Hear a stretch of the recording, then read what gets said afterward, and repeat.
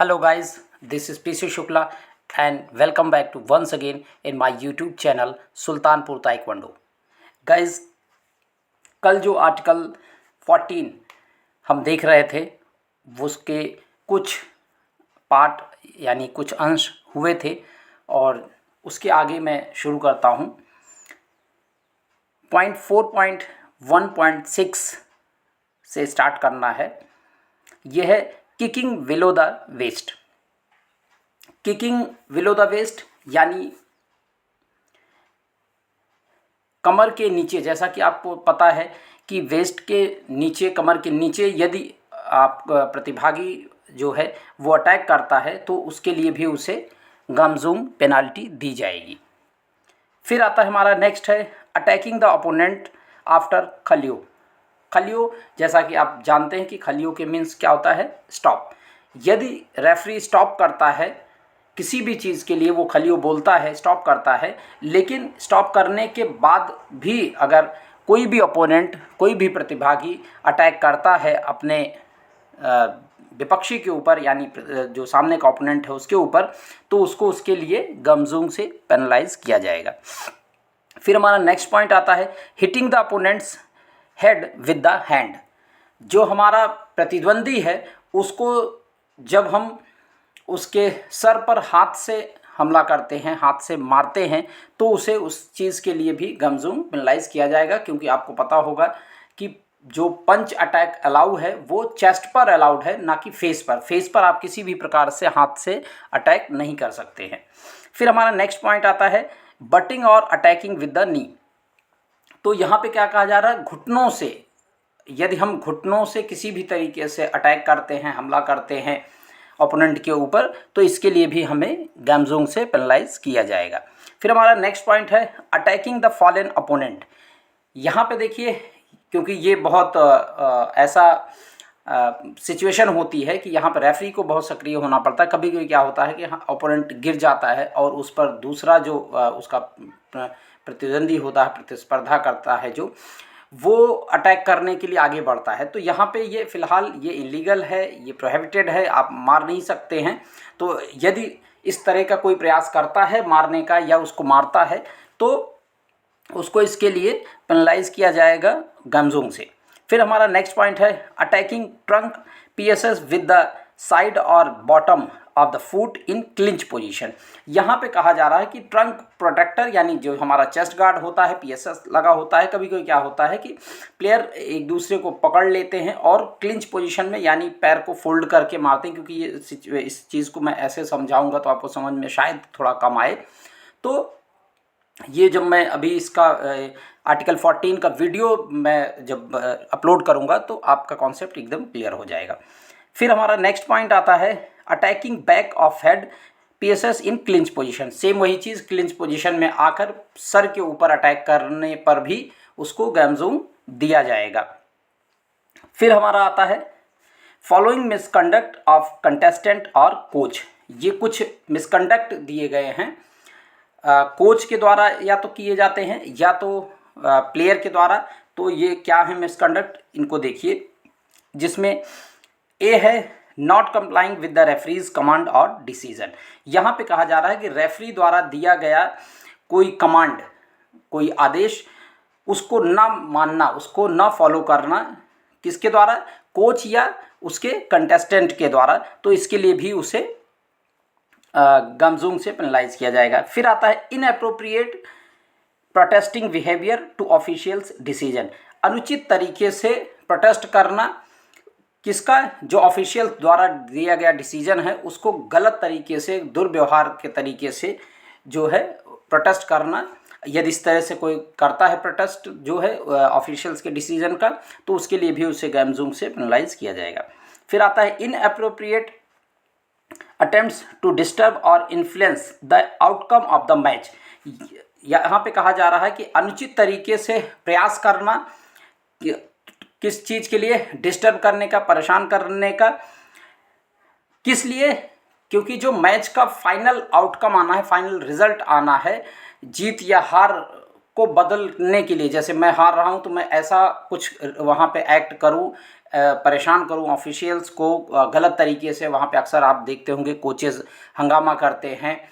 तो इस तरह से मैं करूँ तो किस लिए, प्रेशराइज करने के लिए, ऑफिशियल्स पर दबाव बनाने के लिए इनडायरेक्टली, कि वो मैच के रिजल्ट को शायद उसमें कुछ बदलाव आ सके, शायद मेरा प्लेयर जहाँ पे हार रहा हो वो जीत भी सके, या उसके स्कोर में कुछ चेंजिंग हो जाए, उस स्कोर की चेंजिंग की वजह से हमारा प्लेयर जीत जाए। तो इस तरह का बिहेवियर अक्सर कोचेज़ जो अपनाते हैं। तो अगर इस तरह से कोई करता है, कोच करता है या प्लेयर करता है, इस तरह का कोई बिहेव करता है, तो उसके लिए उसको गेम जोन से पेनलाइज किया जाएगा। फिर हमारा नेक्स्ट आता है प्रोवोकिंग और इंसल्टिंग द अपोजिंग कंटेस्टेंट और कोच। तो जो अपोजिट हमारा विपक्षी जो हमारा खिलाड़ी या कोच होता है, उसको क्या करते हैं हम, उकसाना, या तो उसको हम उकसाते हैं या उसको हम इंसल्ट करते हैं, बेइज्जत करते हैं। तो अगर इस तरह से हम किसी तरह का कोई प्रोवोक करते हैं, उकसाते हैं उसको, या हम और कुछ उसको ऐसा कुछ बोलते हैं जिसकी वजह से उसकी इंसल्ट होती है, तो इस तरह का अगर हम कोई भी कृत्य करते हैं तो इसके लिए भी कोच और जो हमारा प्लेयर होता है उसको गमजूम दिया जाएगा। फिर उसके आता है अनएग्रीगेटेड डॉक्टर ऑब्लिक फिजिशियन और other team officials found to be seated in the doctor's position. देखिए यहाँ पे क्या होता है कि कोच के साथ साथ उसकी से थोड़ी दूर पर डॉक्टर की पोजीशन होती है। वहाँ पर आपका जो ऑफिशियल डॉक्टर होता है, कमीशन डॉक्टर जो है वो बैठता है, या आपका टीम डॉक्टर बैठता है, या फिजिशियन बैठता है, जिसको अलाउ किया गया है। मैंने इससे पहले के जो आर्टिकल हैं उसमें इन चीज़ों को ब्रीफ किया था। तो यदि उस जिसकी सीट है वहाँ पर जो भी आदमी नामित है, वहाँ पर जो आपका डॉक्टर है, टीम डॉक्टर है, या फिजिशियन है, या कमीशन डॉक्टर है, तो यदि उसकी जगह पे कोई और आदमी बैठा हुआ है, गलत आदमी बैठा हुआ है जो कि डॉक्टर नहीं है, इस तरह से पाया जाता है बैठा हुआ, तो इसके लिए भी उसको पेनलाइज किया जाएगा। फिर हमारा नेक्स्ट पॉइंट आता है एनी अदर सीवियर मिसकंडक्ट और unsportsmanlike conduct from a contestant और कोच। यहाँ पे कहा, अब ये जो पॉइंट है, ये पॉइंट है तो सिंगल सा पॉइंट, लेकिन बहुत सारी चीज़ों को, जितनी भी चीज़ें ये आप इससे पहले पढ़ते आ रहे हैं पॉइंट्स को, इनमें जो भी चीज़ें छूट जाती हैं, कहीं ना कहीं ये उन चीज़ों को समराइज करता है अपने अंदर ये पॉइंट, कि कोई भी ऐसी सीवियर मिसकंडक्ट के बारे में कहा जा रहा है, कोई भी ऐसा उल्लंघन, कोई भी ऐसा मिसकंडक्ट जो कि सीवियर है और अनस्पोर्ट्समैन लाइक बिहेवियर में आता है, कि जो कि एक स्पोर्ट्स के दायरे में नहीं पसंद किया जाता है, एक स्पोर्ट्समैन से नहीं एक्सपेक्ट किया जाता है। इस तरह का कोई भी बिहेवियर, वो कोई भी ऐसी चीज़ आती है जो भी इन पॉइंट्स में नहीं है, उसके अलावा कोई भी ऐसी चीज़ होती है, चाहे वो कोच के द्वारा होती है या कंटेस्टेंट के द्वारा होती है, तो उसके लिए भी उसे गमजोंग से पेनलाइज किया जाएगा। फिर हमारा नेक्स्ट पॉइंट आता है when a contestant commits a prohibited act followed by an attack after kalyeo. फिर उसमें ब्रैकेट में है एज पर आर्टिकल 14.4 1.7 और any other unsportsmanlike behaviour as per article 14.4.1.13 the referee may give a second gamjeom for attacking after kalyeo और misconduct. देखिए यहाँ पे क्या कहा जा रहा है कि सपोज दैट किसी प्लेयर ने कोई मिसकंडक्ट किया और उसके लिए रेफरी ने उसको खलियो किया गमजूम देने के लिए, लेकिन जैसे ही खलियो किया और खलियो करने के बाद भी उसने एक अटैक और कर दिया है, तो ऐसी सिचुएशन में क्या होता है कि रेफरी पहले तो उस चीज़ के लिए गमजूम देगा जिस चीज़ के लिए वो खलियो कर रहा था गमजूम देने के लिए, उसके लिए भी देगा, और साथ ही साथ खलियो, क्योंकि खलियो उसने कर चुका है और खलियो के बाद फिर से वापस उसने अटैक कर दिया है, तो आफ्टर खलियो का एक और जो एडिशनल एक एक्स्ट्रा गमजूंग है, सेकंड गमजूंग, वो भी दे सकता है। बस इतनी सी बात इस चीज़ में कही जा रही है।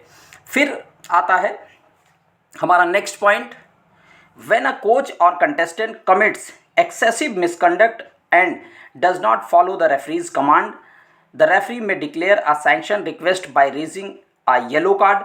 इन this case the competition supervisory board shall investigate the contestants and coach behavior and determine whether a sanction is appropriate। यहाँ पे देखिए बहुत सिंपल सी चीज़ कही जा रही है कि जब कोच और कंटेस्टेंट कोई एक्सेसिव मिसकंडक्ट की बात की जा रही है कि ऐसा कि जो एकदम सामान्य से बहुत ज़्यादा एक्सेसिव यानी अति हो जाना किसी चीज़ के लिए, इस तरह का कोई मिसकंडक्ट कर रहा है कोच या कंटेस्टेंट, जिसको बहुत ज़्यादा समझाने के बावजूद भी नहीं रुक रहा है। कभी कभी कोचेस क्या होता है कि बहुत ज़्यादा अभद्रता करने लगते हैं, गाली गलौज या इस तरह से लड़ाई झगड़ा करते हैं।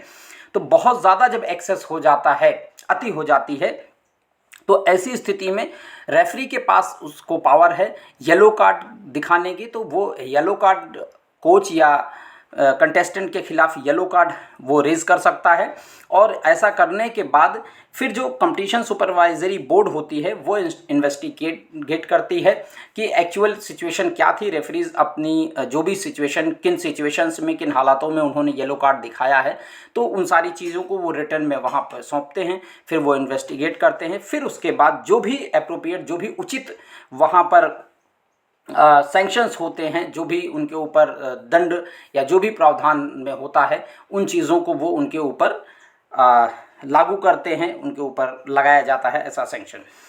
फिर हमारा नेक्स्ट पॉइंट आता है, if a contestant intentionally and repeatedly refuses to comply with the competition rules और the referee's order, the referee may end the match raising yellow card and declare the opposing contestant the winner. यहाँ पे कहा जा रहा है कि यदि जो हमारा कंटेस्टेंट है वो इंटेंशनली, जानबूझकर क्या कर रहा है, वो जो रेफरी के ऑर्डर हैं, कमांड है, उनको फॉलो नहीं कर रहा है, मान नहीं रहा है और जानबूझकर उसको रिफ्यूज़ कर रहा है, बार बार रिफ्यूज़ कर रहा है, तो ऐसी स्थिति में क्या करता है कि रेफरी मैच को वहीं पर समाप्त कर सकता है और जो दूसरा उसका ओपोनेंट होगा उसको विनर डिक्लेयर कर सकता है।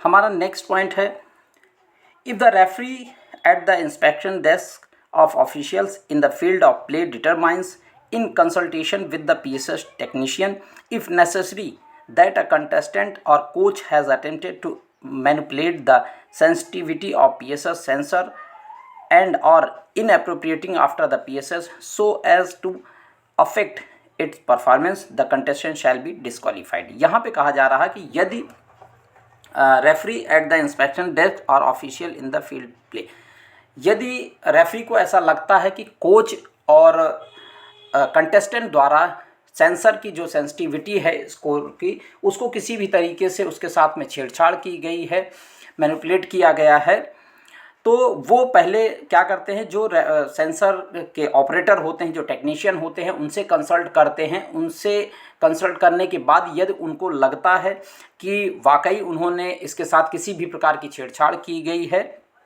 सेंसर के साथ में, चाहे वो प्लेयर द्वारा या उसके कोच के द्वारा, तो ऐसी स्थिति में रेफरी क्या करता है, वो प्लेयर को डिस्क्वालीफाई जो है वो कर सकता है और उसके डिस्क्वालीफाई कर देगा।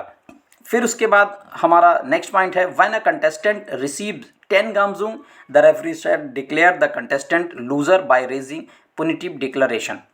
यहाँ पे कहा जा रहा है कि यदि कोई भी प्रतिभागी 10 गामजुंग पा जाता है अलग अलग गलतियों के द्वारा, अगर उसके 10 गामजुंग हो जाते हैं टोटल, तो उसे क्या हुआ, लूज़र डिक्लेयर कर दिया जाएगा और दूसरा जो उसका प्रतिभागी होगा उसे विनर कर दिया जाएगा। ऐसी स्थिति में स्कोर का कोई महत्व नहीं रह जाता है। अगर उसने 100 स्कोर भी किया है और अगर अपोनेंट ने कोई भी स्कोर नहीं किया तो वो उसको विनर कर दिया जाएगा।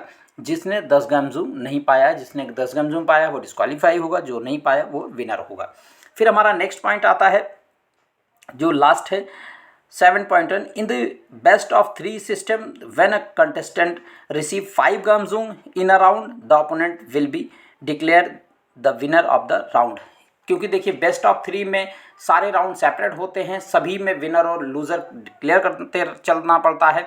तो ऐसी स्थिति में यदि कोई अपोनेंट जो है वो किसी राउंड में 5 गामजुंग पा जाता है तो उसे उस राउंड का जो है वो लूज़र डिक्लेयर कर दिया जाता है। फिर आता है हमारा next point, in article 14.7 gamjeom shall be counted in the total score of the 3 rounds. ये जो पहले के सिस्टम से होता था बेस्ट ऑफ 3 के अलावा, उसमें क्या होता है, टोटल गामजुंग तीनों राउंड के मिलाकर काउंट किए जाते थे।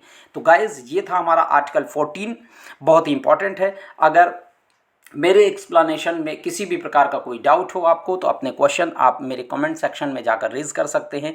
मैं आपके आंसर को पूरी तरीके से देने की कोशिश करूंगा। मिलते हैं नेक्स्ट आर्टिकल के साथ नए वीडियो में। तब तक के लिए take care and bye bye.